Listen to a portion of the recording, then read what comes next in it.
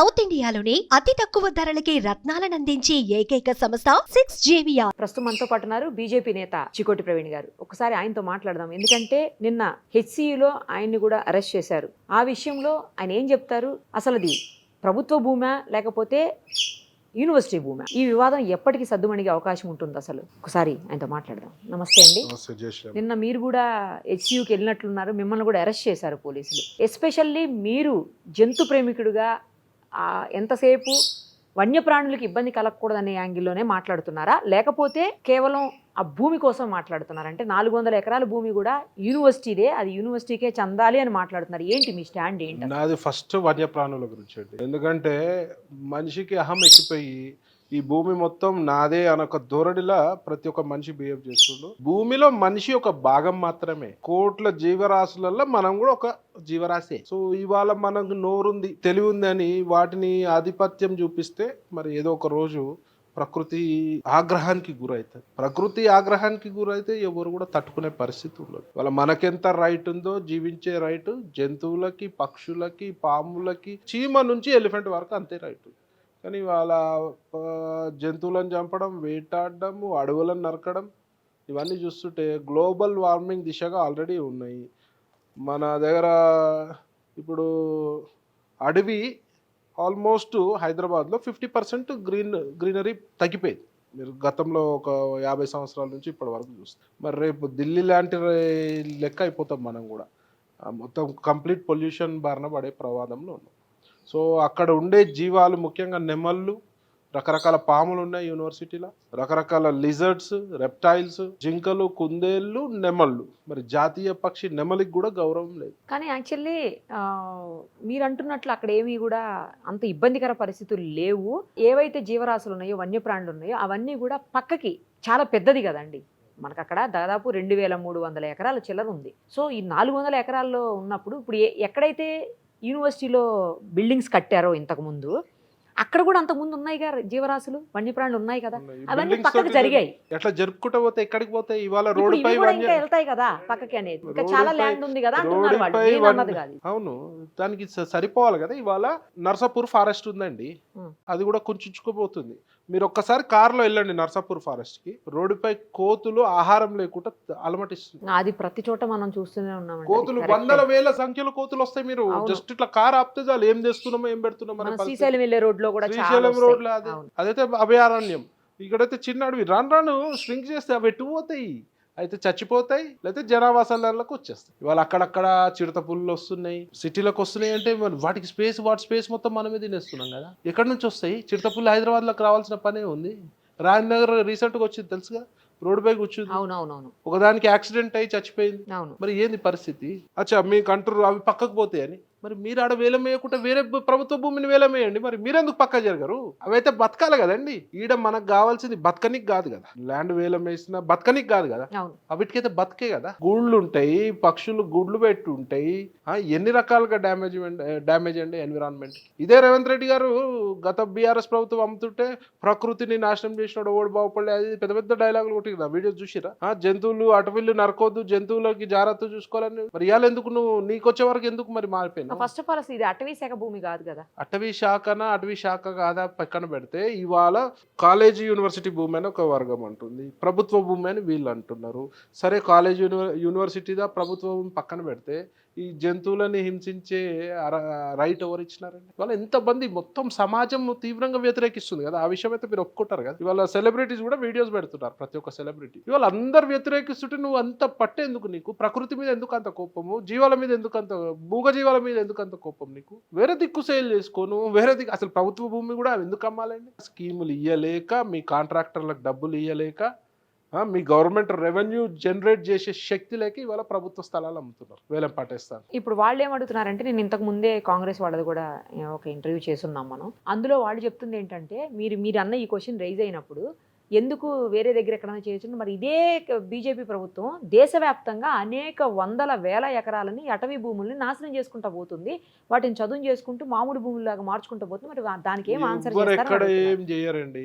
ఏమైనా emergency need, దేశానికి ఇప్పుడు ఒక నీడ్ అవసరం ఉంటే రాడార్ సెంటర్ లాంటి ఏమైనా అవసరం ఉంటే తప్పించి బీజేపీ ప్రభుత్వము ఎప్పుడు కూడా ప్రజల పాలిట మంచి ప్రభుత్వమే, ప్రజలకి అనుకూలంగా ఉండే ప్రభుత్వం, ప్రజలకి ఆగ్రహం తెప్పించే ప్రభుత్వం కాదు. ఎక్కడ మరి ఇప్పుడు కూడా ఇలా అవసరం ఉంది కాబట్టి ఏం అవసరం? అక్కడ ఇంకా చాలా ప్రభుత్వ స్థలాలు ఉన్నాయి కదా. అసలు ప్రభుత్వ స్థలాలే అమ్మొద్దు.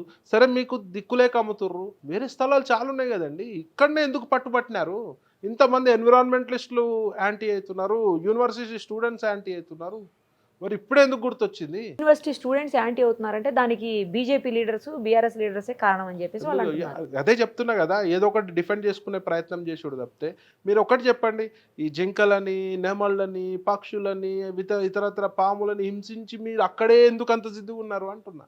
ఇంట్లో ఈగో ఎందుకు పోవాలంటున్నా నేను. ఈగో అవసరం లేదు కదా. అంటే అక్కడ డెవలప్ చేస్తే కంపెనీస్ వచ్చి, అంటే ఐటీ మరి కంపెనీస్ అన్ని చెట్లు అన్ని ముంగట కేబీఆర్ పార్క్ ఉంది, దాన్ని కూడా రేపు అమ్ముతారా? దాన్ని కూడా అమ్మొచ్చు కదా. సిటీ సెంటర్ ఉంది కదా, 3 లక్షల రూపాయలు గజం పోతుంది కదా. ఇది కూడా ఎకో సిస్టమ్.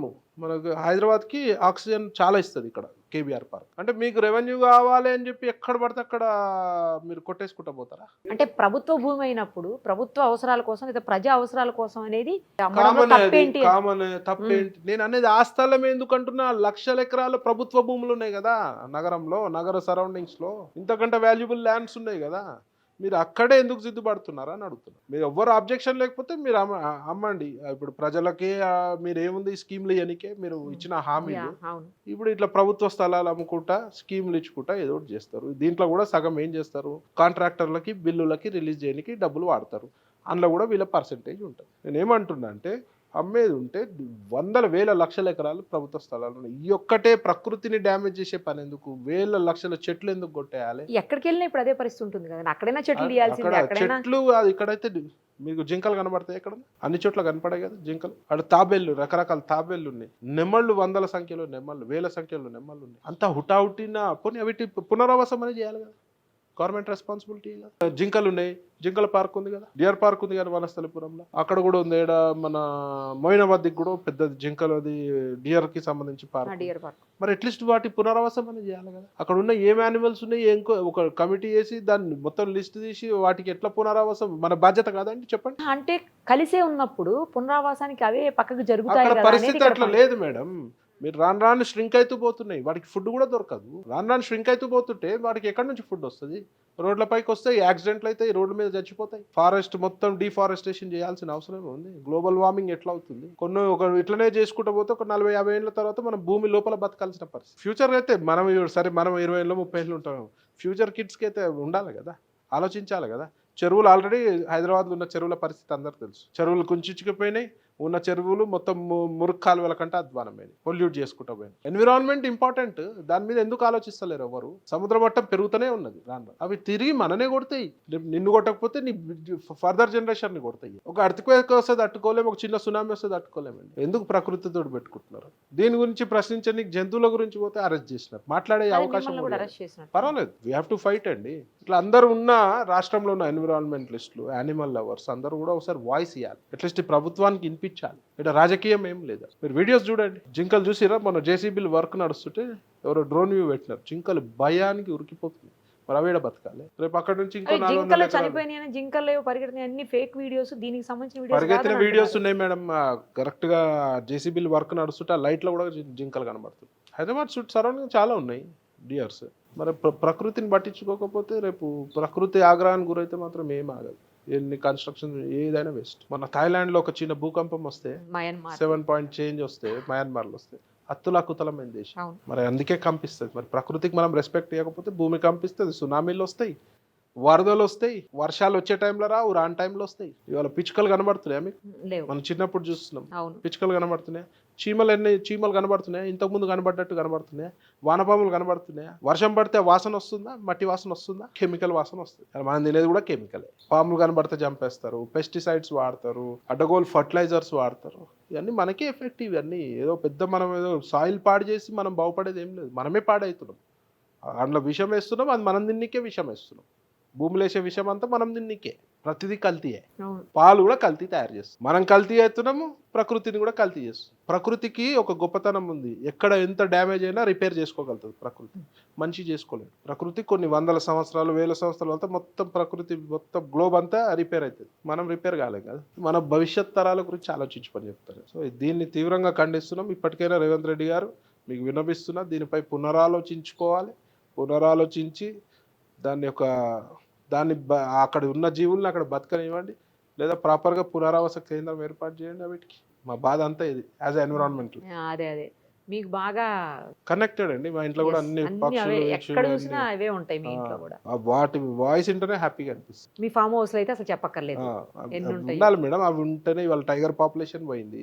ఒకప్పుడు 1,00,000 టైగర్లు ఉండే, ఇవాళ వేలల్లో ఉన్నాయి టైగర్లు. ఒక బయోడైవర్సిటీ మెయింటైన్ చేసేట్లా ఒక కీలకమైన పాత్ర పోషిస్తాయి. ప్రతి ఒక్క జీవి ధర్మం తప్పదండి. యానిమల్ అనేది ధర్మం తప్పదు, మంచి ధర్మం తప్పుతుంది. వాటి ధర్మం అది కరెక్ట్గా చేస్తాయి. కోడి పొద్దున్న లేవగానే కూస్తుంది, అది వాటి ధర్మం అది. మనం దానికి కోస్తాం. ఇవాళ పాములను చంపుకుంటూ పోతాం. ఫామ్లల్లో ఎలుకలు వస్తాయి. మరి పాములు ఉంటేనే కదా ఎలుకల్ని తినేది. మీరు ఎలుకలు చంపని మందు పెడుతున్నారు. ఆ మందు ఎట్టుపోతుంది, భూమి అబ్జర్వ్ చేసుకొని మనం తినే కూరగాయల్లో, ఫ్రూట్స్లోనే వస్తుంది అది, దాని కెమికల్. ఆ దినాలు జనాలంతా క్యాన్సర్ బారిన పడతారు. మెడికల్ ప్రూవ్ అనే కదా అంతా. ఇవాళ సారవంతమైన నీళ్ళకి కరువు అయిపోయింది, వాటర్ లేవు ప్రాపర్గా. మనం ఎంత కాపాడుకుంటున్నామో, మన భవిష్యత్తుని ఎంత కాపాడుకుంటున్నామో, మన ప్రకృతిని కూడా కాపాడుకోవాలి. నదులని, నీళ్ళని, కొండలని, ఫారెస్ట్లని అన్ని కాపాడుకోవాలి. ఢిల్లీలో పరిస్థితి ఏం చూసిరా? డే టైం చూస్తే ఫాగ్ ఉన్నట్టుంటుంది, మొత్తం పొల్యూషన్. హైదరాబాద్ కూడా ఎన్నో లిస్టులో ఉంది. హైదరాబాద్ కూడా మనంతటా మనమే చేసుకుంటూ పోతుంది. ఒక చెట్టుని నరకనికి 2 నిమిషాలు పడుతుంది, పెంచడానికి ఎన్నేళ్ళు పడుతుంది? ఒక చెట్టు ఎంత ఆక్సిజన్ ఇస్తుంది? ఎన్నేళ్ళు పట్టాలి? ఆలోచించాలి. ప్రభుత్వాలు దీనిపై తీవ్రంగా ఆలోచించి మరి ఇట్లాంటి చర్యలకు పాల్పడొద్దని నా యొక్క విన్నపం. రైట్ అండి. మళ్ళీ అవసరమైతే ఇంకోసారి వెళ్తారా హెచ్సియుకి? డెఫినెట్గా అండి. మనం చూద్దాం. ఇప్పుడు కోర్టులో నడుస్తుంది, అది ఏమవుతుందో దాని జడ్జిమెంట్ గురించి వెయిట్ చేస్తున్నాం. మరి స్టే వస్తుందా, ఏమొస్తుందో. ఏది జరిగినా ప్రకృతి నాశనం కాకుండా ఉండాలని మేము మనస్ఫూర్తిగా కోరుకుంటాం. రైట్ అండి. Thank you. ఓకే అండి. Thank you.